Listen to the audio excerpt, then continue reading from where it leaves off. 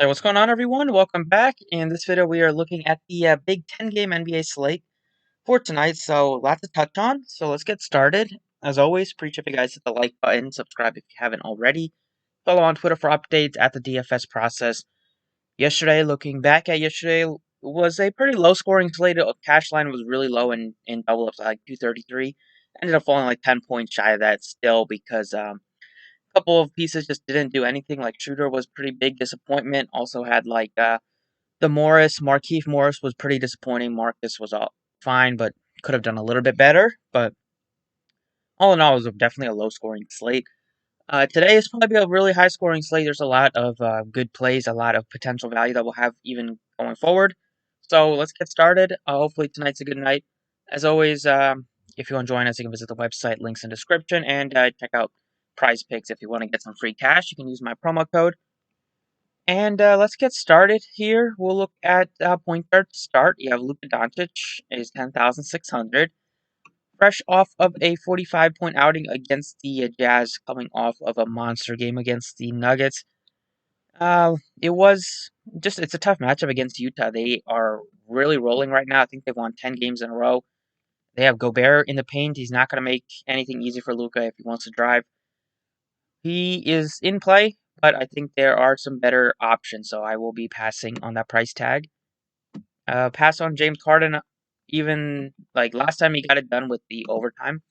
Uh, but I still would, and yeah, played 46 minutes, so he kind of got like 8 extra minutes compared to normal.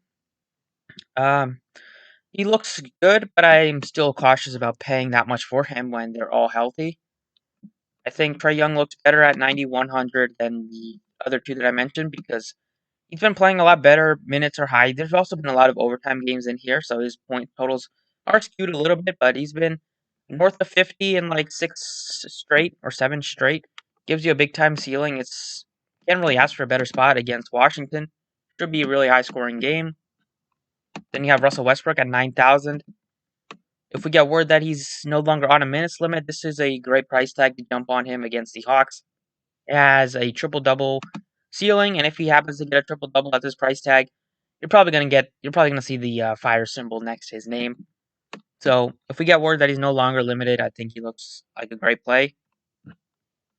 De'Aaron Fox looks fine to me at 8,500. He has been struggling shooting the last couple games, but still been racking up the fantasy points 44 and 42, even though he shot under 25% and under like 35% against the Knicks. Against Toronto, it's not an easy spot, but Toronto hasn't been winning a ton, so I think this game can stay close. And you will get 37 to 39 minutes out of De'Aaron Fox in a close game. Guy that racks up assists, can get you rebounds as well. We know he's great with the steals too. I think he looks like a guy that not many people go to. You could get him at low ownership on a 10-game slate. Other guys that look appealing, you have Embiid is questionable, so if he's out, then you can go to Ben Simmons, although it didn't work out last time Embiid sat, because Simmons had 3 fouls in like the first half, in like 7 minutes in the first half. He had 3 fouls. Um, but if Embiid sits, he looks to be a good play against Minnesota. Yeah, Mitchell's questionable. If he's out, we know who to go to. Go to Clarkson. You go to Joe Ingles. Both those guys take a nice bump. Conley as well. I do like. I haven't played Kyle Lowry. I don't think at all this season, but he looks to be a good play tonight at 71. Price tag is going down on him. There are a lot of underpriced players on the slate, but Kyle Lowry sticks out against the Kings. They absolutely no defense. They give up a ton of threes. Hopefully, Kyle Lowry can stay hot, and he's been pretty erratic with the scoring, like 2 of 11, 2 of 12, 9 of 12, 7 of 12. But it's a good spot. Hopefully, a shot falls tonight. Then you can look at Colin Sexton at 67. He's been really coming on strong as of late. He's a really good shooter. He's shooting north of 50% from the floor, almost 40. He's almost shooting over 47% from distance. Really good player to watch. He's pretty fun to roster because he can get hot with his shooting. I think you have a ton of good cheap plays. Like, don't know why Murray is this cheap. He's only 6,100 against the Denver Nuggets. It's not an easy spot, but I think it's way too cheap for him. The Spurs are super underpriced today. You have a really nice tag on DeJounte Murray. Denver has still been below average in terms of giving up points per game. Spurs at home, hopefully they can keep this game close, and if we get like 35 plus minutes out of Murray, a guy that on the season is averaging well over a fantasy point per minute, he's basically averaging almost 6x at this price tag alone. Just a little bit too underpriced for in my opinion. Going back to point guard, besides Murray, who I really like at that 6K range, you have Lou Williams, who did have a good game. He is leading the team with usage last night. Could go back to him. It's a back-to-back. It'll be a little bit scary. But, there's a lot of opportunity to be had with them missing their two best players. So definitely don't mind taking a shot on Lou Williams. You have Lonzo. Is he questionable? If he happens to miss, then you can go to Alexander Walker. It's a tough spot against Milwaukee, and we've seen Milwaukee just blow a lot of teams out this season. But Walker would be a nice option at only 4,200 if there's no Lonzo tonight. Good Bledsoe. I think he's kind of priced appropriately at 57 against his former team. Maybe you can go to him, but I think I'd go to Alexander Walker before I go to Bledsoe. And that's kind of it for the main guys at point guard. Then you have some punt plays, maybe with Walker. You have Shake Milton at only $4,000. If Embiid sits, he looks to be a good value play, being a six-man off the bench. You have no George Hill tonight, so you can definitely go to like Theo Maledon, who should get another start, and he got up to 30 minutes the last start where George Hill missed. So really good price tag on him. I think he looks like a good value play at 3,400. Plug him in at shooting guard. But touching on some other shooting guards on the slate, Bradley Beal is 10-2. Westbrook is back tonight, so I don't think you need to pay over 10,000 for Beal. We have like Van Fleet at 75. He looks good. I like Lowry a little bit more, but they both look fine in a great spot. But he went off last game with 50 fantasy points. He's still priced appropriately that if you play a bunch of teams, he should be in your pool. It's not like the Raptors are fine defensively, so it's not like a great spot for the Kings. I kind of like Fox a little bit more, but he's in play. Clarkson looks good if there's no Mitchell. I'm not that interested in Kennard at 62 or really Fournier against the Clips. I do think Lou Williams looks like a fine tournament option. And then you have like Jeremy Lamb is super cheap, 49. People might be off of him. He got the start last game, which is a good sign, but he only got 21 minutes because he couldn't really hit a shot. 1 of 6. But he's a guy that if he's playing well, and now that he's starting again, I think his minutes are going to be a lot more secure. Could get you 30 plus minutes at a really nice price tag. Going back to Charlotte, he was against Charlotte his last time out as well. But I just think that he maybe can take some revenge out tonight that he didn't get to last time. Just really nicely priced, and it's going to be a lot more scoring to go around with Oladipo on the Rockets, and then until LeVert makes his debut. Ingles looks like a great play if there's no Mitchell at 47. I'd probably play Ingles over Lamb if there is no Donovan Mitchell tonight. Now, Will Barton is really cheap, but it's tough for him to hit value just because there's so many guys now that the Nuggets are all healthy. So the tournament option, not a cash play. And then the Mavs are getting Josh Richardson back. Played a little bit last time, played just 24 minutes. Good price tag on him. But now that Kristaps is back, I don't think he played very much with Kristaps because he missed quite a bit of time with, well, besides last game, missed quite a bit of time with the COVID protocols. But that's just going to take away some usage from Richardson, so I'm not that thrilled about it. One cheap play you could look to is like Diallo. If you don't want to play Maledon, you can look to, hopefully Diallo has a big game off the bench, and then you have Vassell. I like a couple of Spurs, but Devin Vassell is really nicely priced at 3,500. He was over 4K a couple games ago. Minutes are actually, he just wasn't playing well, so he only got 50 minutes last game, but he's been north of 20 minutes in mostly every game this season. And I feel like he could be overlooked tonight as a cheap option. There are a couple of other Spurs that I like to get to, so he's probably like my third or fourth option. Power forward, we have Sabonis, really nicely priced at 92. Had a bit of an injury scare against the Raptors where he just played 11 minutes, but he's been on a roll. Triple-double last time out against Charlotte. Same meeting tonight. He's been racking up a ton of rebounds. gets a lot of assists as well. He's been shooting a lot better from 3. He made 2 of 3 last time, then he made 2 of 2 the game before that. So you'd like to see that. It's just a good spot. I don't think PJ Washington will be able to slow him down. So definitely want to get to Sabonis, probably play him at center maybe. But he looks to be a good play at power forward. You have Julius Randle at 93. And then you have DeRozan, just super cheap at 6,800. Also have Tobias at 68 if there's no Embiid, but DeRozan's price tag is just getting way too low. Him and Murray are the two that I really want to get to on the Spurs, and then you have Aldridge is also cheap.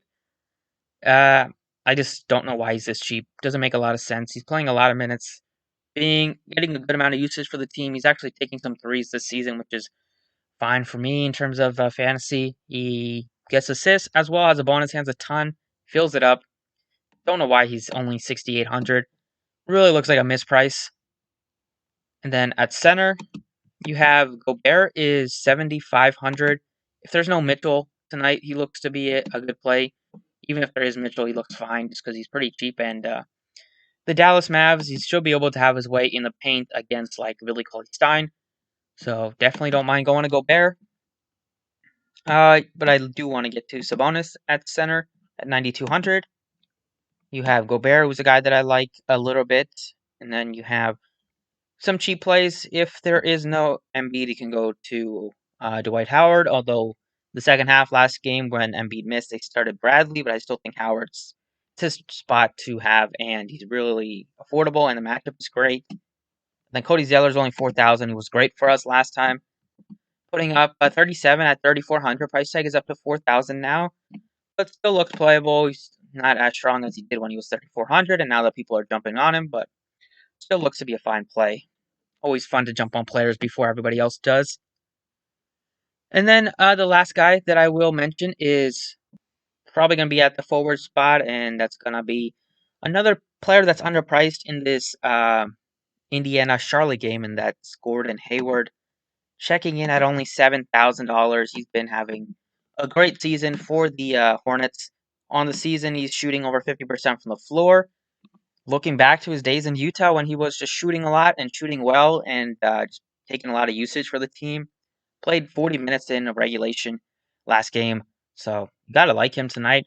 Even though he didn't play well last time, he's been on a roll, and that was like the third game in 4 days. So the legs for a shooter like that, they get a little bit tired, but a day off yesterday, you'll find that he can have back to dropping 40 fantasy points, and 40 fantasy points at 7,000 is right around 6x.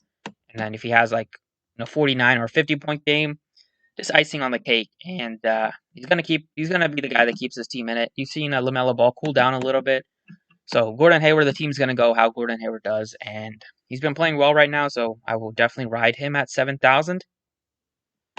And that is it for the DraftKings slate breakdown. Let's jump over to Fanduel now. All right, on Fanduel here, point guard options. You have Luka is pretty expensive at 10 or 11.5. Probably won't get to him against the Jazz, but I won't blame you if you wanted to get to him. There are a ton of good point guard options, like there always are. You have Trae Young at 10.6.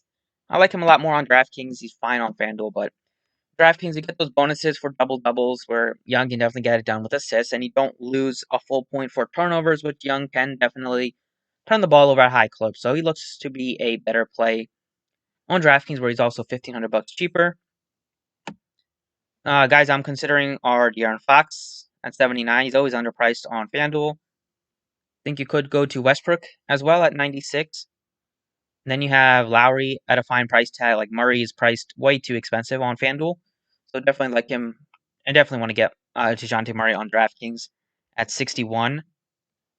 And then we have like Reggie Jackson looks fine at 58. You have Garland is back in the starting lineup, no longer limited, but 52 is okay. I think, he's still fine, but I don't think he's jumping off the page. I would like to get to a little bit of Lou Williams maybe at 5,000. Then you have like Maladon is probably min priced or close to min priced. He is 3,600, so he looked okay, but I definitely would like to make sure I get guys that can score a lot of fantasy points at the point guard spot, and De'Aaron Fox definitely fits the bill. At shooting guard, I probably won't get to Bradley Beal at 10.5 or James Harden at 98. You can go to Harden if you wanted to. He looks better on Fanduel than DraftKings, but we'll see if anybody else jumps off the page. DeRozan looks good at 77.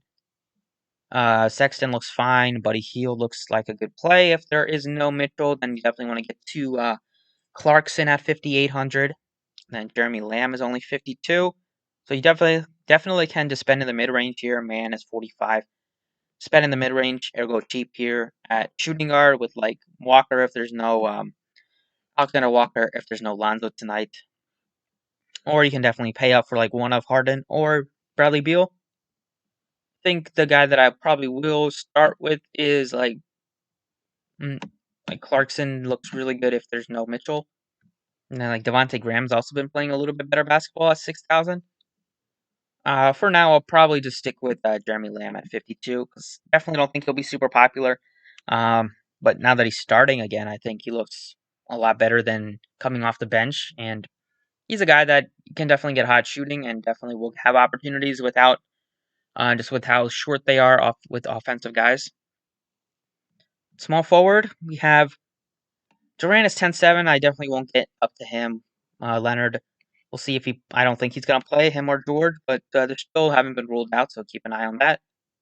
I like Gordon Hayward at his cheap price tag. We have Tobias at 7,000 if there's no Embiid. DeAndre Hunter's been playing great at 6,600. You have Keldon Johnson, looks decent. Ingles at 52 looks fine as well.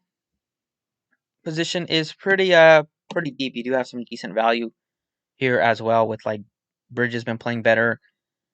Green looks okay if there's no Embiid. And there's not a ton of spend us besides like Pascal or Gordon Hayward at 76. I think I'll probably get to Gordon Hayward. Expecting a big game out of him tonight to bounce back after his dud last time out. At power forward, we have Sabonis really nicely priced at 9,000. You have Randall at a good price tag as well. I think you can maybe go back to Aaron Gordon. He's killed a lot of people last time, and people are definitely not happy with him. But his price tag is down to only 63. Good spot to take a shot on Gordon because he has been playing a lot better. Also, has one bad performance in a long time because before that he was 36, 41, 45, 55, 30. So, second dud in like the month of January. So definitely don't mind going to Aaron Gordon. And then Aldridge continues to be cheap on FanDuel and DraftKings 57. Good price tag.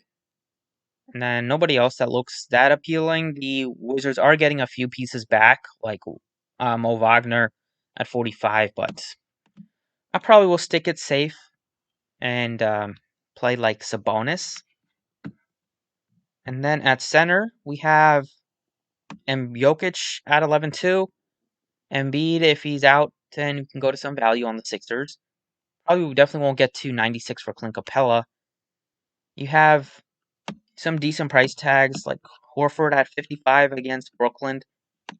He played pretty well in his first game back with 21, 11, and 4 stocks. Good price tag. DeAndre Jordan is definitely not a scary defender. So I think he looks like a good cheap option. You have Steven Adams as well, continues to be really cheap at 5,000. He hit 7x value last time out. So he looks good as well. You have Dwight Howard or Cody Zeller. Howard, if there's no Embiid, Zeller you can play anyways at 46.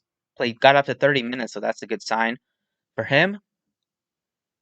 Probably will stick it. Well, probably will try to keep it a bit safe. Horford not the safest play, but I do like the price tag, and the matchup is just great against Brooklyn for rebounding and for centers. So, and without Hill, there is a little bit more usage to go around. So definitely don't mind playing Horford. Maybe becoming a father,